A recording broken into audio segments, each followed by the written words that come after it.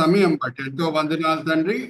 ఈ ఫోరం బట్టి ఎంతో వందనాలు. క్రిస్టియన్ పీస్ మేకర్స్ అనే ఫోరం ని తండ్రి, బిషప్ ఇద్దరు కూడా, విల్సన్ సింగం గారు అలాగే భాస్కర్ గారు ఎంతో దూర దర్శనంతో మీ దగ్గర ప్రేరేపణ పొంది స్థాపించారు. దాని వలన తండ్రి సార్వత్రిక సంఘం మేలు పొందుతుంది, ఆశీర్వదించబడుతుంది. నేను కూడా తండ్రి ఈ పరిచర్యలో పాల్గొని అనేక మేళ్ళు నేను కూడా పొందుతున్నాను తండ్రి. ఇప్పటి వరకు ఈ జూమ్ మీటింగ్ లో ఆఫర్ చేసిన ప్రతి విజ్ఞాపన ప్రార్థన మీ కృపా సింహాసనం చేరి ఉన్నదని మేము నమ్ముచున్నాం. వద్దు సందుల్లో నించొని ప్రార్థన చేసేవారు మీ కన్ను దృష్టిలో చాలా ముఖ్యమైన వాళ్ళు. ఇప్పటి వరకు అందరు కూడా వాళ్ళ సొంత అవసరతల కొరకు ప్రార్థన చేయలేదు, కానీ విజ్ఞాపన ప్రార్థనలు, సమాధానంతో కూడిన ప్రార్థనలే వాళ్ళు చేశారు. అందరిని కూడా మీరు దీవిస్తున్నారు, ఆశీర్వదిస్తున్నారని మేము నమ్ముచున్నాం. నిష్ప్రయోజకమైన మీ దీన దాసుడిని నించోబెట్టి ఈ సమయంలో మీ మహిమార్థమై వాడుకుంటున్నారు తండ్రి. దాన్ని బట్టి నేను మిమ్మల్ని స్తుతిస్తున్నాను. ఈ దినం, ఈ వేళ, ఈ పూట మీరు మా కొరకు ఏర్పరచుకున్న శిల్వతో కూడిన పాఠములు మా విశ్వాస నేతం రేపి బయలుపరుస్తారని నమ్ముచు ఈ వినపములు మేము యేసుక్రీస్తు పరిశుద్ధమైన పెట్టుకుంటున్నాం. ఆమేన్, ఆమేన్, ఆమేన్. 2 వారముల క్రితము నేను ఒక సిరీస్ స్టార్ట్ చేశాను, వై ద క్రాస్. ఎందుకు సిలువ, ఎందుకు సిలువ మీదనే యేసుక్రీస్తు ప్రభువారు రక్షణ ప్రణాళికని పూర్తి చేయాలి, ఎందుకు అక్కడే ఆయన క్రయధనం చేయాలి అనేది నేను 2 వారముల క్రితం స్టార్ట్ చేశాను. అయితే దాంతో కూడిన స్లైడ్స్ మనకి చందు బ్రదర్ ఇప్పుడు చూపించడం స్టార్ట్ చేస్తారు. నేను వాడిన 3 T's సబ్ హెడింగ్స్ ఏంటో మీకు గుర్తుందనుకుంటా. మొదటిగా టోటల్, దాని తర్వాత ట్రీ, దాని తర్వాత టైమ్లీ. టోటల్, ఎప్పుడు ఆదాం పాపం చేశాడో ఆయన పర్సనాలిటీలో ఉన్న 3 భాగములు కూడా దెబ్బతిన్నాయి అనే మాట నేను మీతో పంచుకుంటూ వచ్చాను. ఒక మానవుడు కూడా త్రిత్వమే. 1 తెస్సలోనిక పత్రిక 5వ అధ్యాయం 23వ వచనం మనం చదివితే మానవునికి ఒక ఆత్మ, ఒక శరీరము, ఒక జీవం అనేది ఉండును. 3 కూడా దెబ్బతిన్నాయి. ఇప్పుడు ఈ 3 క్షేత్రాల్లో కూడా క్రయధనము యేసుక్రీస్తు ప్రభువారు చేయాలి అని అంటే మరి సిల్వ మీదనే ఆయన రక్షణ ప్రణాళికని పూర్తి చేయాలి. ఇప్పుడు నేను ఒక ప్రశ్న అడుగుతాను మిమ్మల్ని. Chandu brother, you can display all of us. మీరు అన్మ్యూట్ చేసుకొని నాకు ఆన్సర్ ఇవ్వచ్చు. ఏమనంటే ఆయన ఎలాగన్నా చనిపోయి ఉండొచ్చు, ప్రాణం అప్పజెప్పి ఉండొచ్చు. అయితే ఒకసారి మిమ్మల్ని అడగాలని నేను కోరుకుంటున్నాను. ఆయన ఉరి తీయబడితే ఓన్లీ నెక్ దగ్గరే పెయిన్ ఉంటుంది, శరీరం అంతా కూడా పెయిన్ ఉంటుందా అండి అడుగుతున్నా నేను. If is hanged on the cross, if is hanged just ఉండదు. సో సిల్వ మరణం వలన మనం గమనిస్తే నరినెత్తి నుంచి అరికాలు వరకు నొప్పి. సో శారీరకంగా సంపూర్ణమైన క్రయధనం ప్రభువారు చేశారు. తర్వాత జీవము, సోల్ అంటే మానసిక విషయాలు.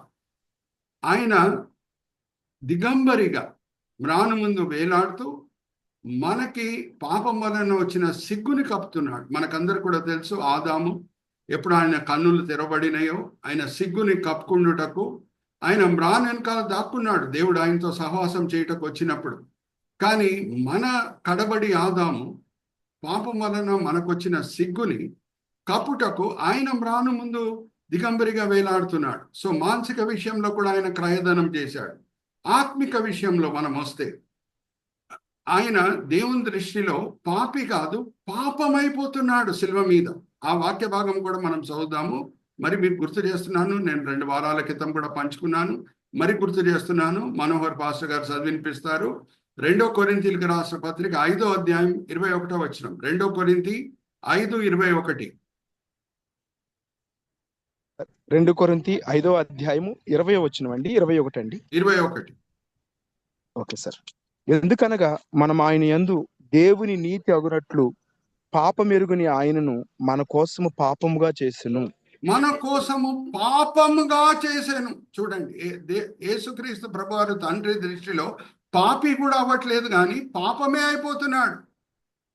ఇప్పుడు తండ్రి కుమారుని మధ్యన వేల సంవత్సరాలుగా సహవాసం ఉంది, కానీ ఎప్పుడు పాపమైపోతున్నాడో యేసు పరిశుద్ధమైన దేవుని సన్నిధి, పరమ తండ్రి సన్నిధి మన కుమారునితో ఉండడానికి వీలుంటుందా?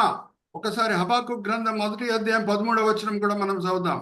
హబాకుక్ గ్రంథం 1 అధ్యాయం 13 వచనం బైబిల్స్ అండర్లైన్ చేసుకోండి. మనోహర్ పాస్టర్ గారు చదివినిపిస్తారు. హబాకుక్ గ్రంథం 1 అధ్యాయం 13 వచనం.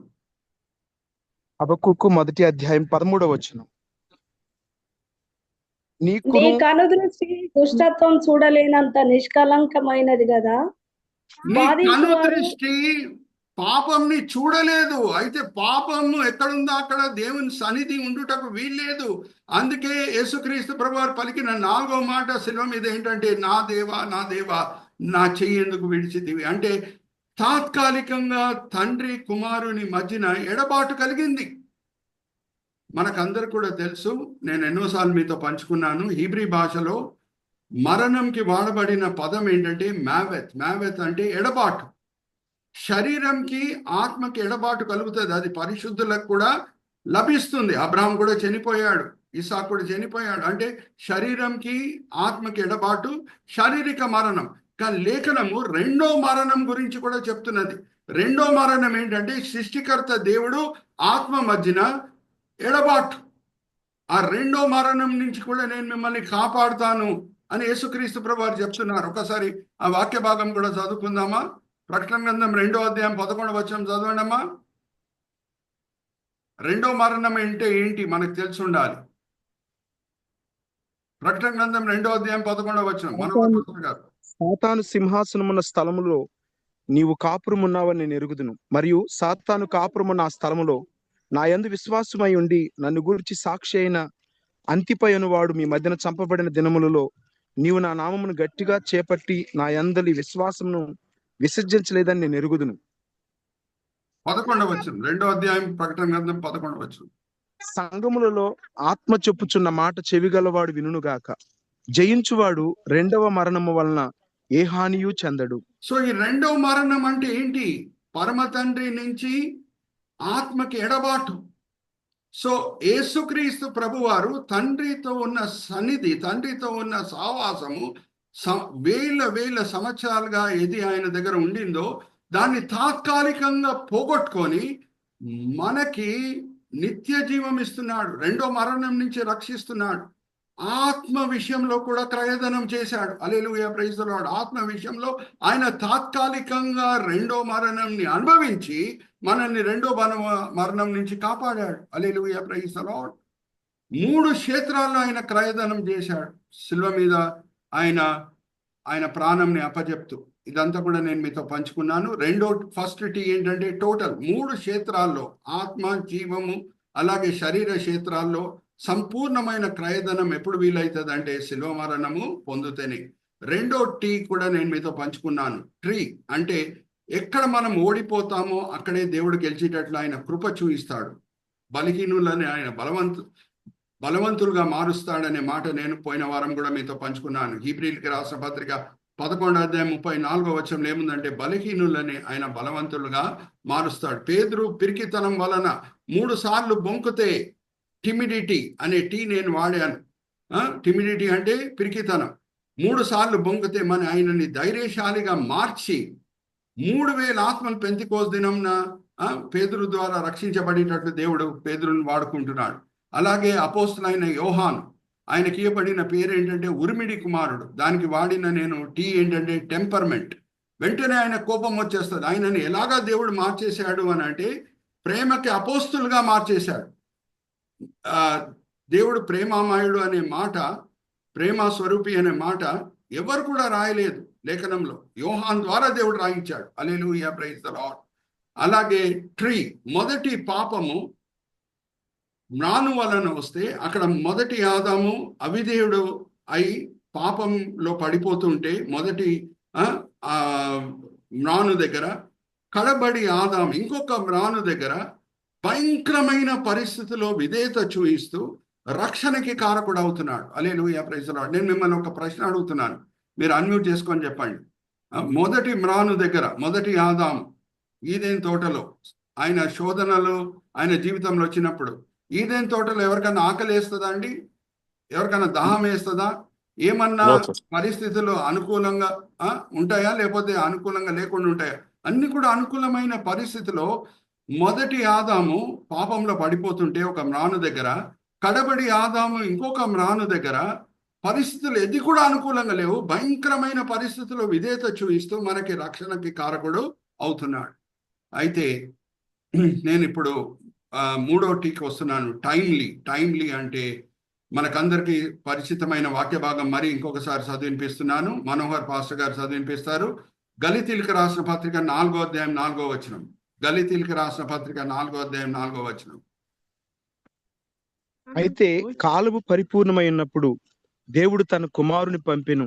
Thank you Manohar pastor. కాలము పరిపూర్ణము అయినప్పుడు. ఇప్పుడు నేను దీనికి వస్తానండి. అడుగు బై అడుగు, మెట్టు బై మెట్టు మనం వెళ్దాము. ఈ అంశం చాలా ముఖ్యమైన అంశము. ఏది దేవుడు మనకి ఈరోజు బయలుపరుస్తున్నాడో తోడు క్రైస్తవులతో కూడా మనము పంచుకుందాము. సిపిఎం పరిచర్య వలన సార్వత్రిక సంఘం కూడా మేలు పొందాలి, ఆశీర్వదించబడాలి. Let's go to the next slide. నేను ఒక అనిమేషన్ చూపిస్తున్నాను చూడండి. Jigsaw puzzle animation. అది ఎందుకు నేను మీకు చూపిస్తున్నాను అని అంటే, దేవుడు సర్వజ్ఞాని. నెక్స్ట్ స్లైడ్కి మనం వెళ్ళిపోదాం చందు బ్రదర్. జిగ్సా పజిల్ మనం చూద్దాం. ఇక్కడ చూడండి, జిగ్సా పజిల్. ఇది very good, thank you Chandu brother. ఇప్పుడు Chandu brother can display all of us. ఇప్పుడు నేను ఒక మాట మీతో పంచుకుంటున్నాను. అది ఏమనగా, ప్రాముఖ్యమైన విషయాలు లేఖనంలో మనం అర్థం చేసుకుంటుటకు దేవుడు ఆ ప్రాముఖ్యమైన విషయాల గురించి ఒక్క చోటనే కాదు, 2-3 చోట్లలో కూడా రాసి పెడతారు. అప్పుడు అన్ని కూడా ఫిట్ అవుతాయి. జిగ్సా పజిల్ ఎప్పుడు సాల్వ్ అవుతుంది? అన్ని పీసెస్ కలిసి మెలిసి దగ్గర వస్తేనే జిగ్సా పజిల్ సాల్వ్ అవుతుంది. అందుకే ఆ జిగ్సా పజిల్ యానిమేషన్ నేను చూపించాను. ఉదాహరణకు నేను చెప్తున్నాను. Let's go to the next line. మానవుడు సృష్టింపబడుట, అది ఆదికాండం 1వ అధ్యాయంలో కూడా ఉంది. మన రూపంలో మానవుని మనం సృష్టిద్దాము అని దేవుడు చెప్పుట, త్రిత్వం మధ్యన జరిగిన సంభాషణ.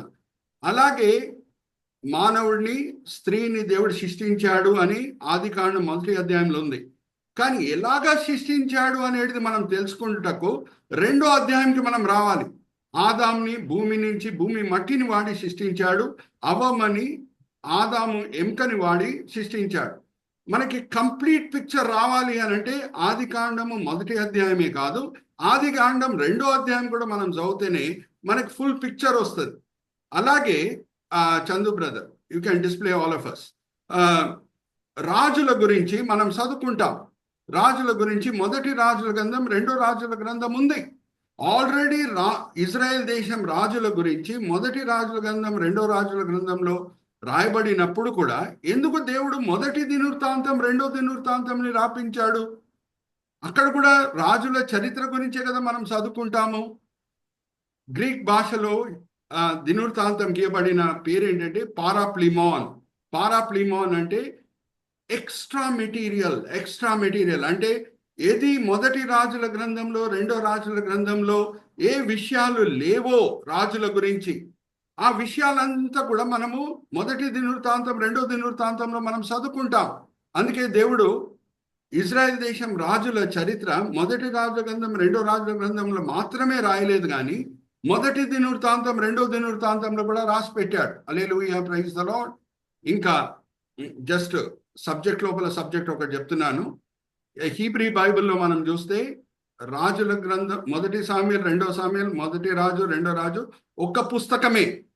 అలాగే హీబ్రీ బైబిల్లో మనం చూస్తే దినవృత్తాంతం ఒక్క పుస్తకమే. మరి ఎందుకు ఇక్కడ ఆ రాజుల చరిత్ర 4 పుస్తకాలుగా విభాగించబడింది? 1 సామ్యూయల్, 2వ సామ్యూయల్, 1 రాజుల గ్రంథం, 2వ రాజుల గ్రంథం గ్రీక్ బైబిల్కి వస్తే ఆర్ ఇంగ్లీష్ బైబిల్కి వస్తే. అలాగే ఎందుకు 1వ దినవృత్తాంతం, 2వ దినవృత్తాంతం? కారణం ఏంటంటే హీబ్రీ భాషలో వవల్స్ లేవు. మనకు వవల్స్ అంటే తెలుసు, AEIOU, స్కూల్ డేస్ నుంచి మనం చదువుకుంటున్నాం. హీబ్రీ భాషలో వవల్స్ లేవు, కానీ గ్రీక్ భాషలో ఇంకా ఇంగ్లీష్ భాషలో వవల్స్ ఉన్నాయి. మొదటిగా గ్రీక్ భాషలో తర్జుమా అయింది. సో వవల్స్ వచ్చినప్పటికీ బుక్ సైజెస్ పెరిగిపోయినాయి, చాలా ఎక్కువగా పెరిగిపోయినాయి. అందుకు 1 సామ్యూయల్ గ్రంథం, 2వ సామ్యూయల్ గ్రంథం, 1 రాజుల గ్రంథం, 2వ రాజుల గ్రంథం. లేకపోతే అది ఓన్లీ ఒక్క పుస్తకమే. అలాగే 1వ దినవృత్తాంతం, 2వ దినవృత్తాంతం. ఎందుకంటే వవల్స్ వచ్చినాయి కాబట్టి పుస్తకం సైజ్ చాలా పెరిగిపోయింది కాబట్టి 2 భాగాలుగా మొదటి దినవృత్తాంతం రెండో దినవృత్తాంతంగా విభాగించారు. సో రాజుల చరిత్ర మనం మొదటి సామెతల గ్రంథం రెండో సామెతల గ్రంథంలో కూడా చదువుకోవచ్చు. అలాగే మొదటి రాజుల గ్రంథం రెండో రాజుల గ్రంథం కూడా చదువుకోవచ్చు. ఎందుకు దేవుడు మొదటి దినవృత్తాంతం రెండో దినవృత్తాంతంని పెట్టాడు? ఉదాహరణకు నేను చెప్తున్నాను. Let's go to that slide. ఒక రాజు గురించి మనం చదువుకుంటాం. ఆయన పేరు జోయాష్. ఓకే, ఆయన అద్భుత రీతిగా దేవుని చేత కాపాడబడుతున్నాడు, దేవుని కృప చేత కాపాడబడుతున్నాడు. ఆయన నాయనమ్మ గారు అతాలియా భయంకరమైన విగ్రహారాధికురాలు. యూజువల్లీ నాయనమ్మలు గ్రాండ్ మదర్స్ గ్రాండ్ చిల్డ్రన్ని ప్రేమిస్తారు, ఆడుకుంటారు. కానీ ఈమె అందరినీ చంపివేసి నేనే రాణి అయిపోవాలని కోరుకుంటున్నది. ఈ అతాలియా ఎవరు కాదు, భయంకరమైన విగ్రహారాధికురాలు అయిన జెజబెల్ కూతురే. అయితే దేవుడు అద్భుత రీతిగా ఒక యాజకుడిని వాడి, జెహోయాడా అనే యాజకుడిని వాడి జోయాష్ని కాపాడుతున్నాడు. ఇంకా దాన్ని బట్టి మెస్సయ్య వంశావళి కూడా కంటిన్యూ అవుతుంది. అయితే ఈ జోయాష్ రాజు చాలా మంచి రాజుగా మనకి రాజుల గ్రంథంలో చదువుకుంటాం. Chandu brother, let's go to that slide. ఒక్కసారి ఆ వాక్య భాగం కూడా నేను మనోహర్ పాస్టర్ గారితో చదివిపిస్తాను.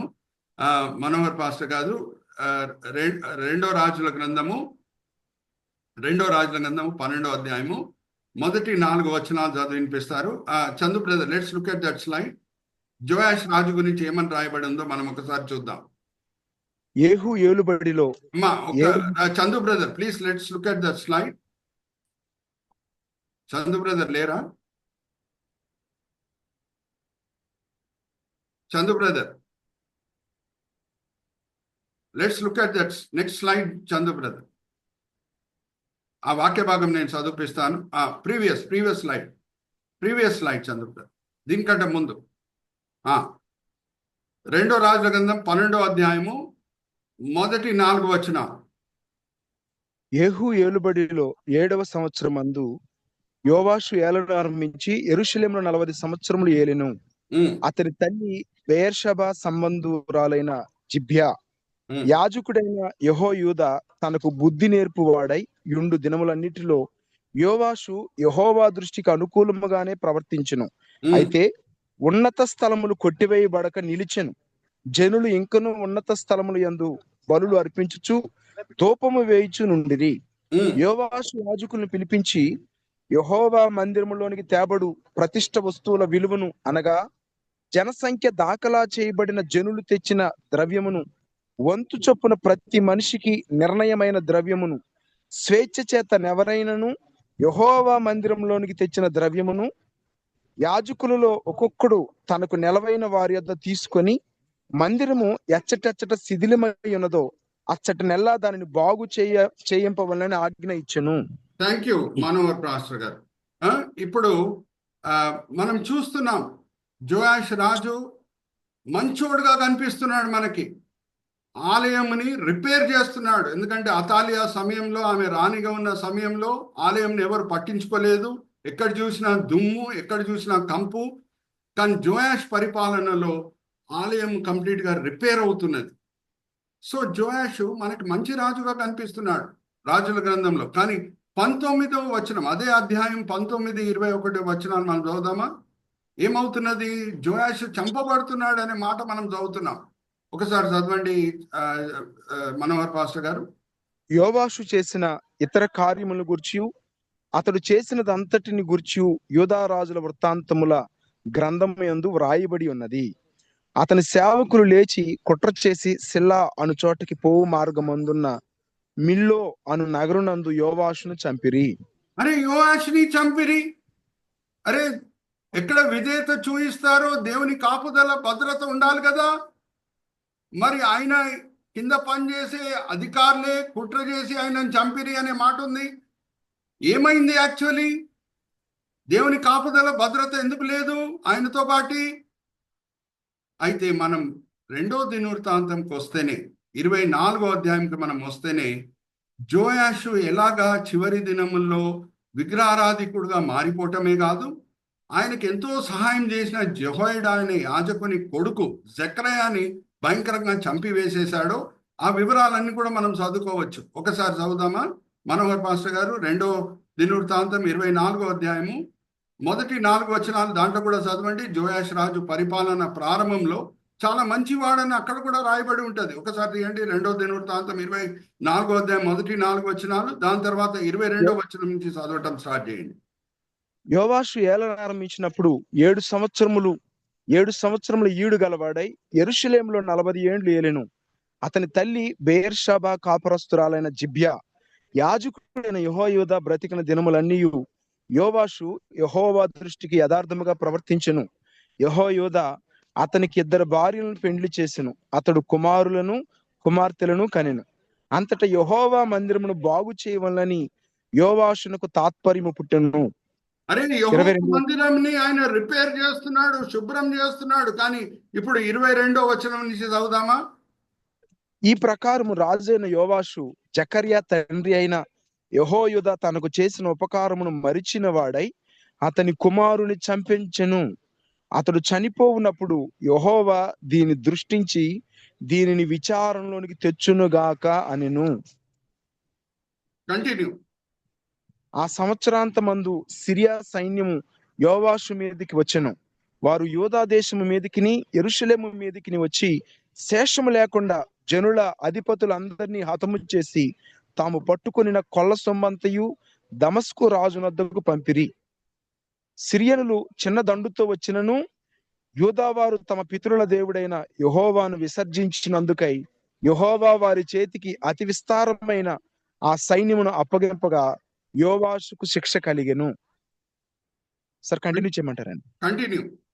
వారు యోవాషును విడిచిపోయినప్పుడు అతడు మిక్కిలి రోగి అయి ఉండెను. అప్పుడు యాజకుడైన యెహోయాదా కుమారుల ప్రాణ హత్యా దోషము నిమిత్తము అతని సేవకులు అతని మీద కుట్ర చేసి అతడు పడక మీద ఉండగా అతనిని చంపిరి. అతడు చనిపోయిన తరువాత థ్యాంక్ యూ మనోహర్ పాస్టర్ గారు. ఇప్పుడు మనకు ఫుల్ పిక్చర్ వస్తుంది. ఓన్లీ రాజుల గ్రంథం చదివితేనే, ఓన్లీ 2వ రాజుల గ్రంథం 12వ అధ్యాయం చదివితే, అరే జోయాష్ మంచోడుగా ఉన్నాడు కదా, ఆలయంని కూడా రిపేర్ చేశాడు కదా, మరి ఎలాగా దేవుని కాపుదల ఆయనతో పాటు లేదు, ఆయన కింద ఉన్న అధికారులు కుట్ర చేసి ఆయనను చంపుటకు ప్రయత్నించినప్పుడు ఎందుకు దేవుడు కాపాడలేదు అనే ప్రశ్న మనకు ఏర్పడుతుంది. కానీ 2వ దినవృత్తాంతంకి వస్తే మనకు ఫుల్ పిక్చర్ వచ్చేస్తుంది. మరి చెప్తున్నాను, దేవుడు 2-3 చోట్లలో ఒక్కొక్క సంఘటనలు రాసి పెడతాడు, అప్పుడే మనకు ఫుల్ పిక్చర్ వస్తుంది. మరి ఇంకొక సువార్తతో కూడిన ఒక మాట చెప్తున్నాను మీతో.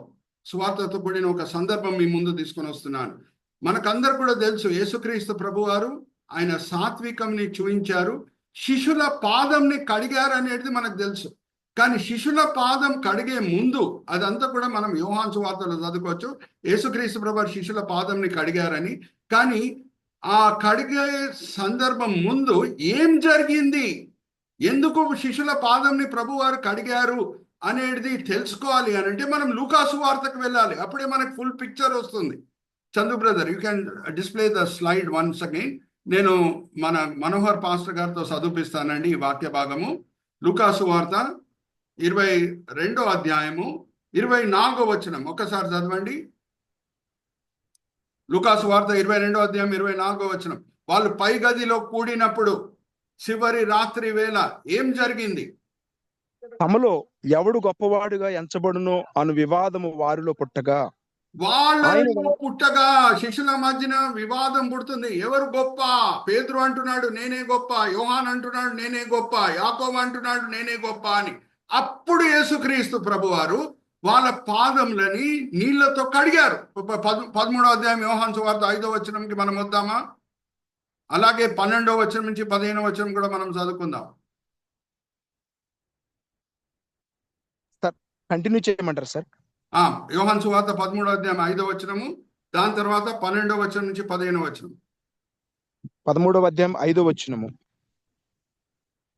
అంతటా పల్లెములో నీళ్లు పోసి శిష్యుల పాదములు కడుగుటకును తాను కట్టుకొని ఉన్న తువాలుతో తుడుచుటకును మొదలు పెట్టెను. ఇప్పుడు 12వ వచనం నుంచి 15వ వచనం చదవండి. వారి పాదములు కడిగి తన పై వస్త్రము వేసుకుని తరువాత ఆయన మరలా కూర్చుండి, నేను మీకు చేసిన పని మీకు తెలిసినదా? బోధకుడనియు ప్రభువుననియు మీరు నన్ను పిలుచుచున్నారు. నేను బోధకుడును ప్రభువును గనక మీరిట్లు పిలుచట న్యాయమే.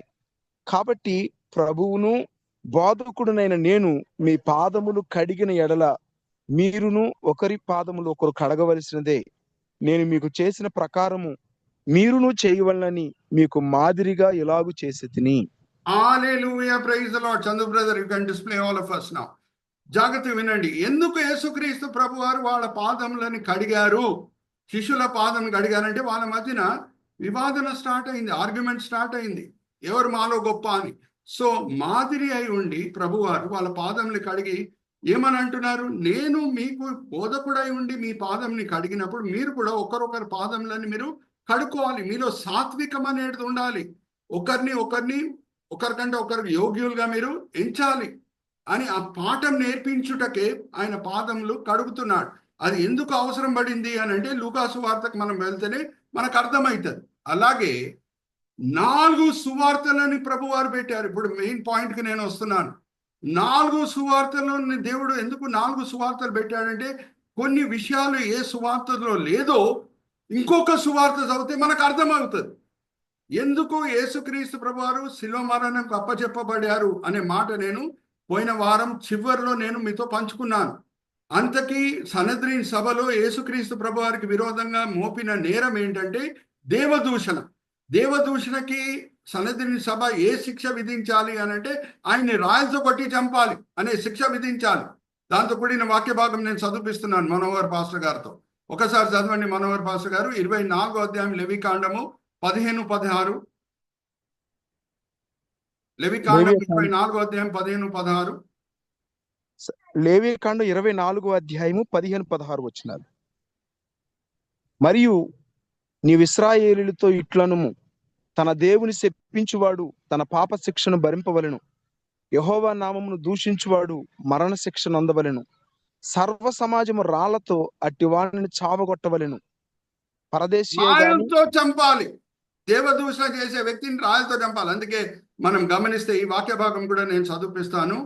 మొదటి రాజుల గ్రంథము 21వ అధ్యాయము 10వ వచనం నుంచి 12వ వచనం మనం చదివితే, దురాశతో అహాబు రాజు ఒక పేదరికంలో ఉన్న నాబోతు తోటని ఆశిస్తున్నాడు. నాబోతు ఏమంటున్నాడంటే, ఇది తరతరాలుగా ఈ తోట మా కుటుంబంకి చెందింది, నేను మీకు ఇయ్యలేను, మీకు నేను అమ్మలేను అని అన్నప్పుడు ఈ విషయం తెలుసుకున్న జెజబేల్ రాణి, భయంకరమైన విగ్రహారాధికులు, ఆమె వేసిన ప్లాన్ ఏంటంటే, మీరు ఒక నేరం మోపండి ఈ నాబోతు మీద, ఆయన దేవదూషణ చేశాడని. ఆ నేరం మోపి ఆయనని పట్టణం బయట తీసుకొని వచ్చి రాయలతో కొట్టి చంపండి అని ఆమె ధర్మశాస్త్రంని దురుపయోగం చేసింది. అది మనం చూద్దామా ఒకసారి. మొదటి రాజుల గ్రంథం 21వ అధ్యాయం 10 నుంచి. నీవు దేవునిని రాజును దూషించితివని అతని మీద సాక్ష్యం పలుకుటకు పనికిమాలిన 2 మనుషులను సిద్ధపరచుడి. తీర్పు అయిన మీదట అతని బయటకు తీసుకొని పోయి రాళ్లతో చావగొట్టుడి. అతని పట్టణపు పెద్దలను, పట్టణమందు నివసించు సామంతులను యెజబేలు తమకు పంపిన తాకీదు ప్రకారముగా జరిగించిరి. ఎట్లనగా వారు ఉపవాస దినమును చాటించి నాబోతును జనుల ఎదుట నిలవబెట్టిరి. అప్పుడు పనికిమాలిన 2 మనుషులు సమాజంలో ప్రవేశించి అతని ఎదుట కూర్చుండి, నాబోతు దేవునిని రాజును దూషించినని జనుల సమక్షమున నాబోతు మీద సాక్ష్యం పలుకుగా వారు పట్టణము బయటికి అతన్ని తీసుకొని పోయి రాళ్లతో చావగొట్టిరి. ఎందుకంటే ధర్మశాస్త్రం ప్రకారంగా దేవదూషణ చేసే వ్యక్తికి ఈ మరణ శిక్ష విధించాలని ఉంది. అయితే సనద్రీన్ సభలో యేసుక్రీస్తు ప్రభు వారికి విరోధంగా మోపిన నేరం ఏంటి? ప్రధాన యాజకుడే ఈ నేరం మోపుతున్నాడు. ఈ వాక్య భాగం మనం చదువుకుందాం. 26వ అధ్యాయం మత్తయి సువార్త 63వ వచనం నుంచి 66వ వచనం. మత్తయి సువార్త 26వ అధ్యాయము 63 నుంచి 66. సార్ 27వ అధ్యాయం అండి. 26వ అధ్యాయం 26వ అధ్యాయము 63 నుంచి 66. అందుకు ప్రధాన యాజకుడు ఆయనను చూచి, నీవు దేవుని కుమారుడువైన క్రీస్తువైతే ఆ మాట మాతో చెప్పమని జీవము గల దేవుని తోడని నీకు ఆనబెట్టుచున్నానెను. అందుకు యేసు, నీవన్నట్టే ఇది మొదలుకొని మనుష్య కుమారుడు సర్వశక్తిని కుడిపార్శ్వమున కూర్చుండటియు ఆకాశ మేఘారూఢుడై వచ్చుటయు మీరు చూతురని చెప్పగా, ప్రధాన యాజకుడు తన వస్త్రము చింపుకొని, వీడు దేవదూషణ చేసెను, మనకిక సాక్షులతో పని ఏమి?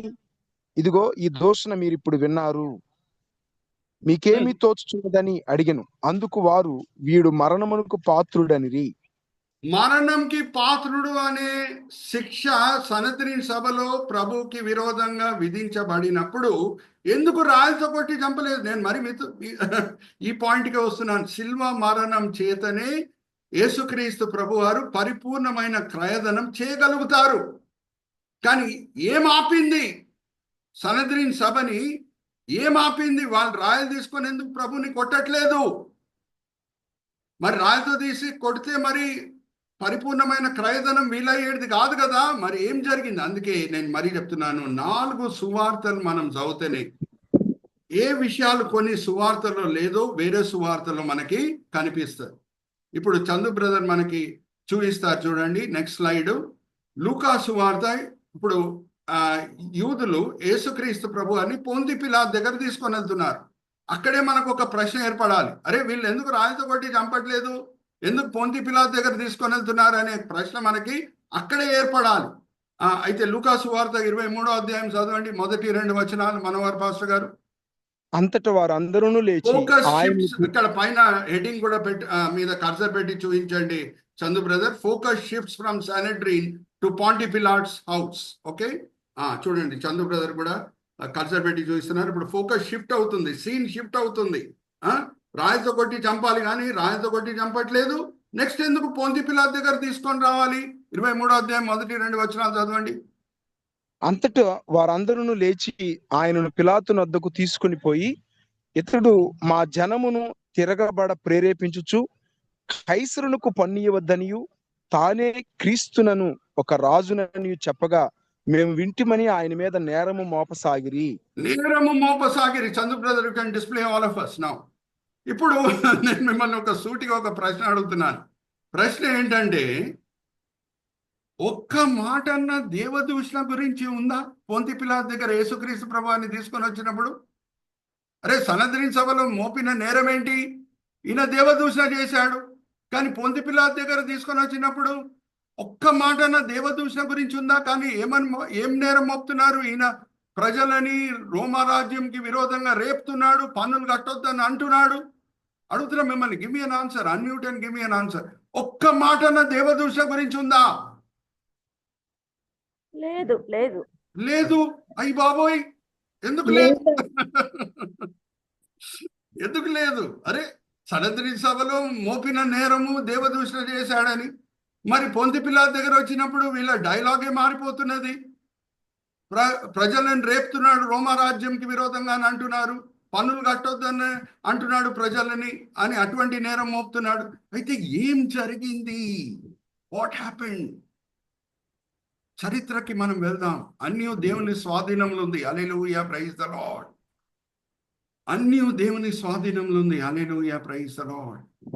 యేసుక్రీస్తు ప్రభువారు జన్మించినప్పుడు కూడా ఇది జరగలేదు. కానీ 28 ADలో ఏదో ఒకటి జరిగింది.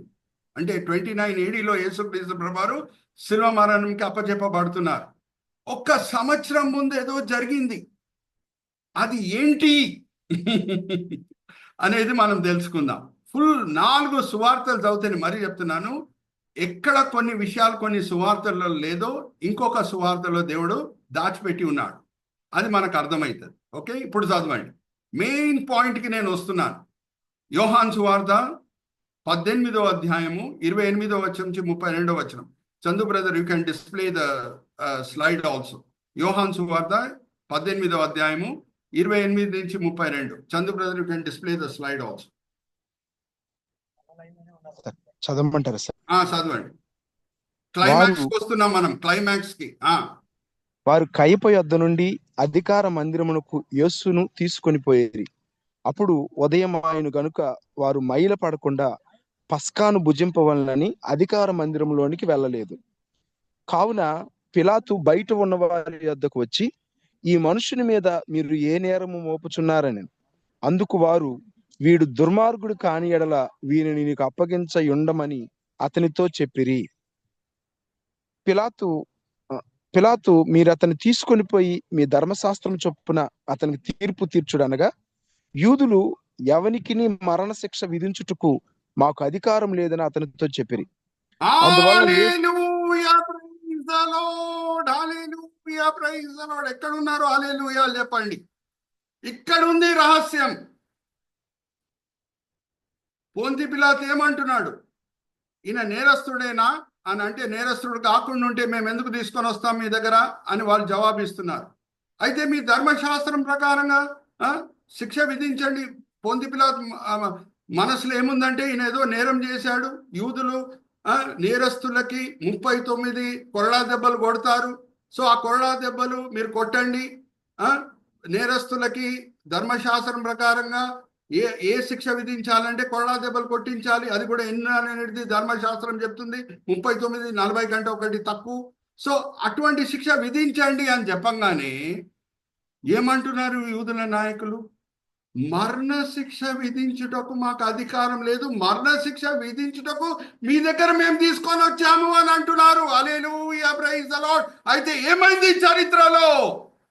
28 ADలో రోమా రాజ్యము సనద్రిన్ సభ నుంచి మరణ శిక్ష విధించే అధికారం తీసేసింది. హల్లెలూయా, ప్రైజ్ ద లార్డ్. దాంతో కూడిన జూయిష్ బైబిల్ కామెంటరీలో రెఫరెన్స్ నేను మీకు చూపిస్తున్నాను. Chandu brother, let's go to the next slide. ఎక్కడుంది ఆ రెఫరెన్స్? యూదుల బైబిల్ కామెంటరీ నుంచి నేను మీకు తీసుకొని ఆ చాప్టర్, ఆ వర్డ్స్ కూడా నేను మీకు చూపిస్తున్నాను. Let's go to the next slide Chandu brother. ఇక్కడ చూడండి, 2 కారణాలు why Sanhedrin did not impose death penalty for alleged blasphemy. నేరం మోపింది దేవదూషణ, కానీ ఎందుకు వాళ్ళు మరణశిక్ష విధించలేదు? ఒకటి లీగల్. అక్కడ చూడండి, నేను మీకు ఆ సోర్స్ కూడా ఇస్తున్నాను జూయిష్ బైబిల్ కామెంటరీలో. Talmud Sanhedrin 41A. Chandu brother, as I'm reading it out, please point a cursor at it. Talmud Sanhedrin 41A. Maimonides, Laws of Sanhedrin, chapter 14, verse 13. Chandu brother, please point a cursor at what I am reading. No more rights for the Sanhedrin to impose death penalty from 28 AD. Hallelujah, praise the Lord. మరి చెప్తున్నాను, సనద్రిన్ సభ నుంచి మరణ శిక్ష విధించే అధికారము రోమా సామ్రాజ్యం తీసేసింది.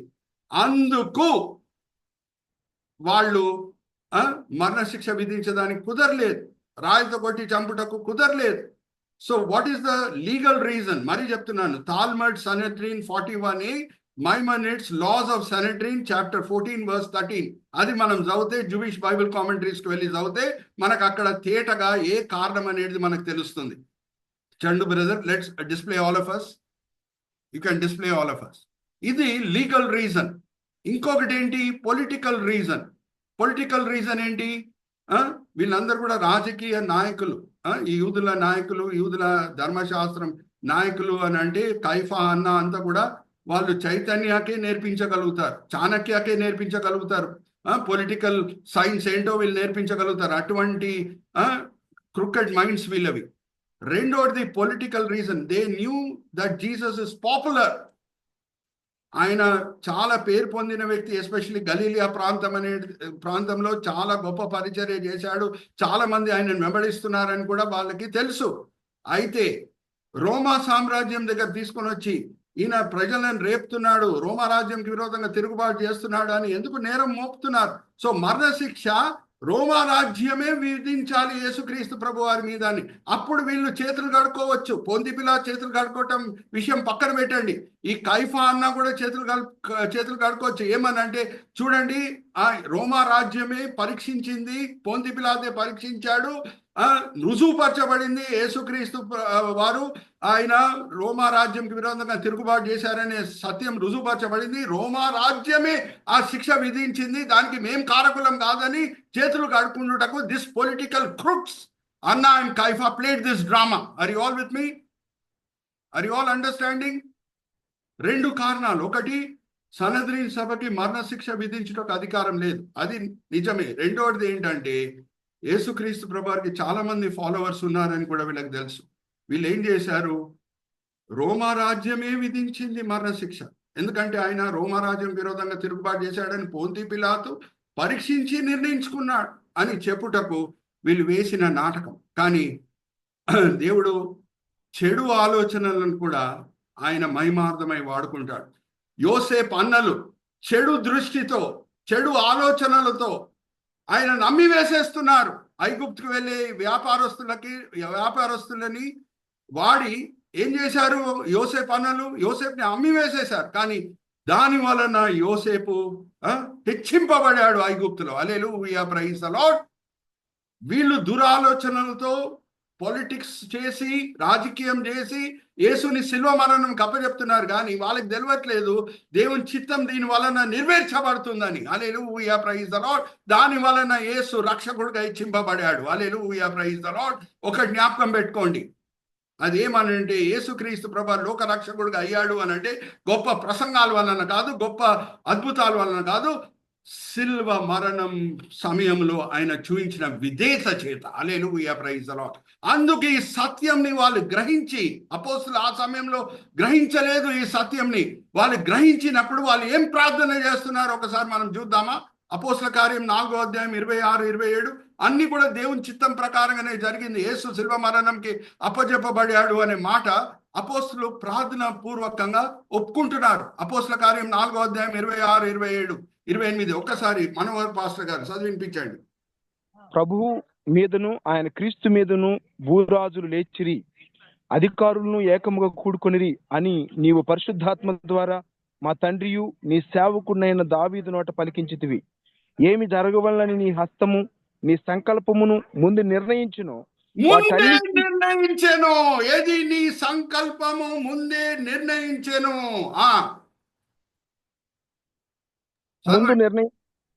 వాటన్నిటినీ చేయుటకై నీవు అభిషేకించిన నీ పరిశుద్ధ సేవకుడైన యేసునకు విరోధముగా హేరోదును పొంతి పిలాతును అన్ని జనులతోనూ ఇశ్రాయేలు ప్రజలతోనూ ఈ పట్టణమందు నిజముగా కూడుకొనిరి. నీ చిత్తం ఏంటి ముందే నిర్ణయించెను, దాని ప్రకారంగా అన్ని కూడా జరిగాను. ఏ రోజు పొంతి పిలాతు యూదుల నాయకులందరూ కూడా చేతులు కలిపి యేసుని సిల్వ వేసిరి.